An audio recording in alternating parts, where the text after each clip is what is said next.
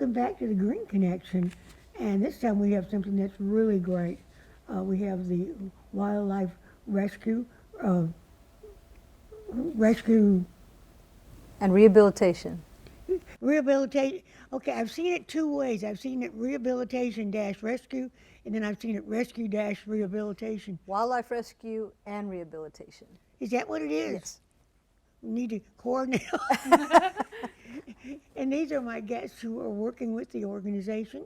It's in Candelia, Texas, and you've got a branch in San Antonio, Yes, that's correct. and you get a 212-acre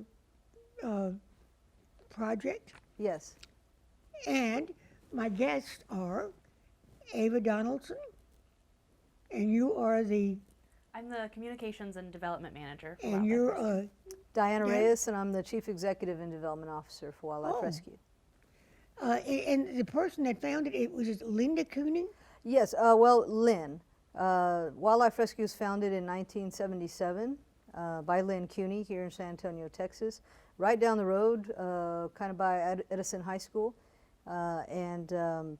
The organization now has a location here on Bassey Road, and then we have our main sanctuary out in Candelia, Texas. It's, as you mentioned, it's 212 acres. Okay, on the 212 acres, and I think we have a map showing the various areas, and I have a copy of the map, which I don't see. Yeah, there it is. So you have just about space for everybody. Yeah, well, at Wildlife have- Rescue, yeah, we take in, native and non-native animals. Native animals, mostly come into our San Antonio location in need of rehabilitation. They're either animals that have been injured, have fallen out of nests, have been orphaned for some reason, and so they're brought into our location either by rescue volunteers that were called out by someone who found an animal in need of help, or they're brought in just by people in the community that are wanting to help the native animals. And then of course we have a lot of non-native animals that come to Wildlife Rescue, and those are the animals that you'll primarily see living at our sanctuary in Candelia, Texas. Well, I noticed on the map, the area is divided into individual little living spaces. And do you keep them separated so they don't get into each other? Or? Yes, for their protection Yeah. and for the protection within the visitor, species, yeah. yes, and protection of humans, obviously. But yeah, we have different animals, different species throughout the sanctuary. We have, several enclosures with different species of primates. We have rhesus macaques, capuchins, Siloaceae, spider monkeys, so just different varieties or different species of primates. We also have 3 black bears that live in Candelia as well. We have mountain lions who are native species, but for a variety of reasons they're not able to be released out into the wild, so they'll live in our sanctuary. And then it takes you down to, we have different enclosures for non-native birds as well. And we also have farmed animals that either free roam or live in different pastures throughout the Yeah, I noticed you have an sanctuary. area for bears. Do you get many bears? We don't get many bears. We have 3 bears right now. All of them came from really poor situations.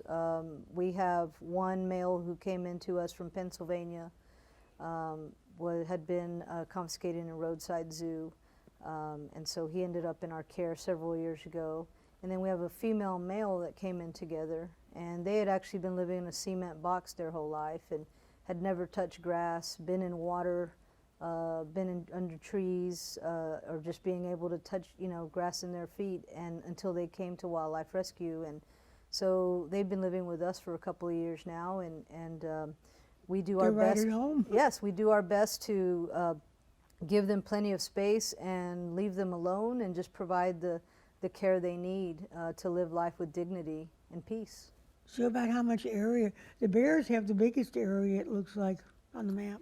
Yeah, their enclosures are very large. I mean, our enclosures are not small. They vary in size from ½ acre to 2 to 3, 4 acres, depending on the species of animal. And the bobcats and the large cats. We do. We have bobcats. You know how many bobcats we have? I believe there are 13 currently in our sanctuary. I'm 13? Oh, Yeah, we have that's 13 great. bobcats that live in 3 different areas, 3 different enclosures. Okay, I think we have a sort of a tour of your project, a video, which takes you through and shows you exactly what. And I think who did the video? The person With speaking on the Linda. video is our Linda founder, Cuny. President Lynn Cuny. Yes, ma'am. I'm Lynn Cuny, founder and president of Wildlife Rescue and Rehabilitation Incorporated. We're here in Candelia, Texas. Wildlife Rescue was founded in 1977. The organization had humble beginnings in my backyard, but the plan from day one was always to have what we now have, a 200-acre sanctuary. And actually, our sanctuary is 212 acres. We also have a rehabilitation clinic in San Antonio, Texas. That is where most of the animals come prior to coming up here to the sanctuary. The mission of Wildlife Rescue is to rescue, rehabilitate, and release native species of birds, mammals, and reptiles. We do that 365 days a year, 24 hours a day. In addition, we have non-native species who we have rescued. They cannot go back to the wild because this is not their native land. Those animals come here to Wildlife Rescue from abusive situations. Once they're here at the sanctuary, that's behind them. Another aspect of our mission is the Do No Harm Farm. And here at the sanctuary, we do rescue cows and chickens and goats and sheep and pigs and donkeys and mules and ducks and geese. Those are animals who usually are either slaughtered, we get them from abusive situations, situations of neglect. We have a fully staffed rehabilitation hospital here at Wildlife Rescue, a full-time veterinarian, a full-time vet tech. We also have vet tech interns who are learning how to care medically for wild animals. And there's constantly animal care going on there. The feeding of babies who have been orphaned, whose mothers have been killed or trapped and removed, the care of animals who have been injured. All of that happens right here at the sanctuary. The animals then go from the hospital into areas here at the sanctuary where they can continue their rehabilitation process before being set free. Think for just a minute how vital it is that every animal on this planet, every animal in this community has an advocate. You can be that advocate. You can educate yourself about the plight of these animals, about what they're going through, about what's being done to them. And by doing that, you can start to speak out for them. You can make a difference. You can make a difference like Wildlife Rescue has been making a difference since 1977. You can also help us to continue doing what we do every day. It is vital that our life-saving work here at Wildlife Rescue continues. Please do what you can, support us and all these animals. Thank you. Okay, wild animals. We already talked about the bears and the cats. There was a bobcat that that you took over. So that was about 2 years ago. There was a bobcat rescued in just very, very severe condition, very dehydrated, severe case of mange, very exhausted, and he was brought to our rehabilitation hospital in Candelia, and he received the care in the hospital for quite some time, intensive treatment for that mange. And then we slowly transitioned him to an outside enclosure and then a larger enclosure once that mange had cleared up. And he began to regain his strength. We continued to give him veterinary care until he was completely clear of the mange. And then we began to monitor him in a larger enclosure until he was ready to be released back to the wild. So that was really wonderful, wonderful. How many case. bobcats do you have? We have about 13 who are permanent residents in our sanctuary, but we see between 20 and 30 who come in each year for rehabilitation. Do they adapt to each other and form a herd or whatever you call it? Well, yes, the ones in our sanctuary, some of them have bonded together, some of them are very attached to each other and have those social bonds. Largely, though, bobcats are a solitary species. In the wild, they tend to live on their own, except in those family groups. So the ones that are in our permanent sanctuary, many of them have adapted to live together. But the ones who we take in for rehabilitation and then hopefully release, we tend to house them singly because that's how they would be in the wild. And then the fawns, there was a short video on fawns. there's a group of those. How many of those do you have? We take in a little over 300 fawns every year for rehabilitation. Really? Yes. Do For people bring what do they bring them in? Mostly, yes. So that's another instance of animals coming to our rehabilitation hospital, either from rescue volunteers, as Diana mentioned, or members of the public who have found an animal in need of help. Will bring that animal to us, to one of our locations in San Antonio or Candelia. And then if that animal is in need, many of these fawns have been injured or their parent has been killed in some situation, and those animals, those fawns, are in need of our care for some time. So it is around 300 every year who have been orphaned or injured that we will take in for rehabilitation and then release back into the wild at the end of the year. Yeah, in regards to fawns, if I'm sorry, but just in regards to fawns, one of the things we do try to tell people is to be sure the fawn actually is in need of help. We receive, unfortunately, a lot of times there's fawns who are perfectly healthy and perfectly fine that someone who, with good intention, thinks they are in need of assistance and will bring the fawn to wildlife rescue. But a lot of times, what we want to educate people on is that moms will leave their babies for up to 12 to 14 hours a day and go out and forage. And if the fawn is in need of stress, there are specific signs you can look for. If he's laying on his side, or he or she, or if they're panting a lot, if there's ants that have gathered around the fawn. There's just different signs that you can look for. But if a fawn is sitting there perfectly still, doesn't look like they're in distress, then more than likely mom has just left them while she's out foraging, and she will be back. Shopping. Exactly. So what we tell people, we ask, if you see a fawn, don't just bring them to us. Call us. Call our main hotline. We'll talk you through the situation, and a lot of times we'll ask you to. It's 830-336-2725, and we ask people a lot of times it'll be just watch and observe, and in a few hours, if mom doesn't come back, then we might consider looking at what are the next steps that we need to take to help this fawn. But a lot of times, mom will come back, and so we just want to make people aware of that as well. We don't want to become an accidental kidnapper, is what we call them. They're very, very well-meaning people. Mama's coming around looking for you. Yeah. Yes, because then all of a sudden you have a mom who's looking for her baby who has been taken essentially from her. Do you pick up, okay, how do people bring their animals, the fawns or whatever? Do they bring them to you? Do you pick them up? Do you want to? Sure. Essentially both. Whenever possible, if someone from the public is able to bring that animal to us, that's usually the fastest way for that animal to receive care. But we also have a really great network of rescue volunteers. That's something we're also always looking for help with, is more rescue volunteers. But throughout the San Antonio area, throughout most of the hill country, really, we have this network of rescue volunteers. So if that member of the public is not able to bring the fawn, for example, to us, we'll call some of our volunteers in that area and try and work out transport to get that fawn into our care. And so the one in San Antonio works with you, and so then they send whatever they get. Do they have their own grounds, or does it all go to you? Yes, we do. I mean, we have an intake facility there, and so animals that come into wildlife rescue at our San Antonio location, our animal care staff will do an evaluation, check the health of the animal, see if they are in need of medical attention from our veterinarian, and if so, then they will be transported to Candelia, and also depending on the species of animals, they'll be transported to Candelia that evening, or if it's an emergency, sooner. It just depends on the situation, but we do have volunteers that do daily transports from San Antonio to Candelia in the evening, about 6 p.m., 7 o'clock.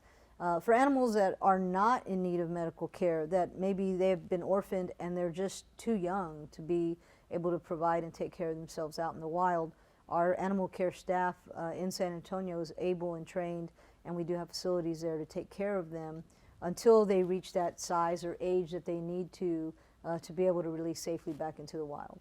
So you balance each other out?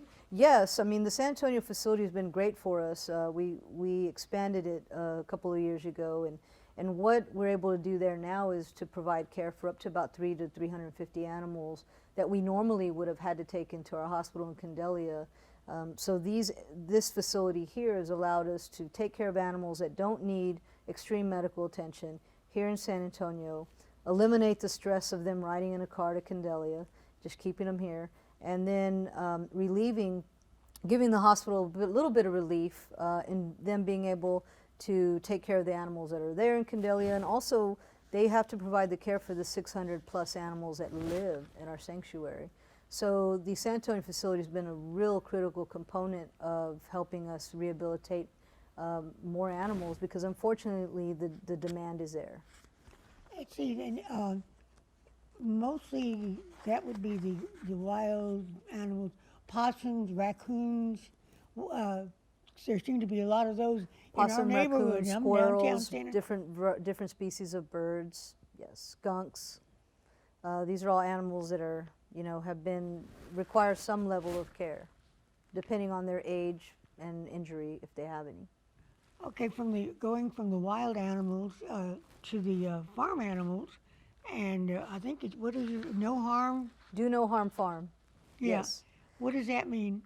Well, just providing a safe place for all these animals to live without fear of going to slaughter. We have a little over about 300 farmed animals that live there in Candelia. Sheep, They all live goats. together? They different groups. We have 4 different pastures, plus we have some that free roam. We also have donkeys that live out there and free roam in a part of our property. We have, I believe it's, 3 or 4 different pig pastures? 3, yes. 3 different pig pastures, and they're kind of divided up based on size. We have our bigger guys in a what we call below pig pasture. So, all these animals are just, again, most of them saved from slaughter. A lot of them have been brought in by people who had land, and for whatever reason they're having to move, and they're not able to care for these animals where they're going. So they bring them into wildlife rescue, and we're able to provide them the care they need for the rest of their lives. Yeah, you had Chester and Esther. Do you know them? They've been gone for some time. Yes, I think Chester passed away about 3 years ago now, and I think Esther passed away 2 years ago. Yeah, I found that. I really liked that a lot. Yes. And then you've got you've got the bovine. You've got chickens. Chickens, what are they? Right? People just don't want them anymore. They come from a variety of situations as well. Sometimes people have purchased small chicks as a pet, so to speak, for their children, for and Easter. then that's really Yeah. turns out to be not a good situation. A house is really not the great place for a chicken. They belong outside with natural enclosures and natural environments. So sometimes they come from those situations. Sometimes they come from much more severe and dangerous situations, such as cockfighting rings, as you might have heard about. Yeah, we got. I have a Many of them have video come on from those situations as well. Then you've got sheep and donkeys and goats. Do you have any goats? We do. Well, I had in Houston a long time, many years ago. I found a little bitty 3-month-old goat in a flea market, and I bought him for $25, and I brought him into Montrose where I lived, and he lived in my kitchen till he grew up a little bit. I walked him on a leash, and he lived to be. I named him Rocky after the Rocky Horror Picture Shows, Rocky Good Goat.